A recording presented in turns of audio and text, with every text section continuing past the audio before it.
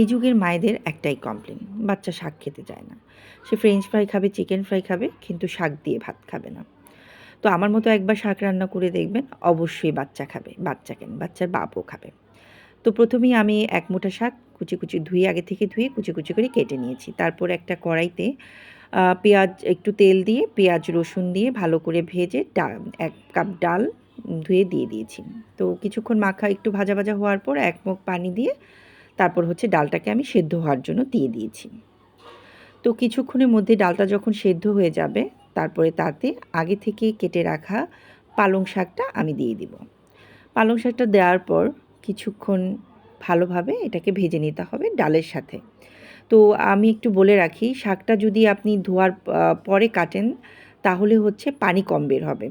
তো তাহলে কালার, শাকের রান্না হলে কালারটা দেখতে খুব সুন্দর আসে আর কি। তো এভাবেই ডালটা মিক্স হয়ে যাওয়ার পর আমি ১ মগের মতো একটু পানি দিয়ে আবার এদেরকে একটু জাল হতে ঢাকনা দিয়ে ঢেকে দেব। তো জাল হয়ে গেলে এরকম যখন গটিয়ে যাবে, তখন পেঁয়াজ কুচি, পেঁয়াজের পাতা কুচি আর কয়েকটা কাঁচামরিচ দিয়ে কিছুক্ষণ নাড়াচাড়া করে তারপর নামিয়ে নিয়ে এভাবেই পরিবেশন করা যায়। তবে আমি আর একটু ইনোভেশন করতে চাই। আমি এখানে আবার একটা কড়াইতে কয়েকটা শুকনা মরিচ দিয়ে ভালো করে ভেজে স্মেল আসা পর্যন্ত অপেক্ষা করি। দেন একটু রসুন দিয়ে এটাকেও একটু লাল করে ভেজে, দেন ১ মুঠো পেঁয়াজ দিয়ে ভালো করে ভেজে যখন লাল কালার চলে আসবে, একটা দারুণ স্মেল চলে আসবে, তখন সেটাকে শাকের উপর ঢেলে দিই।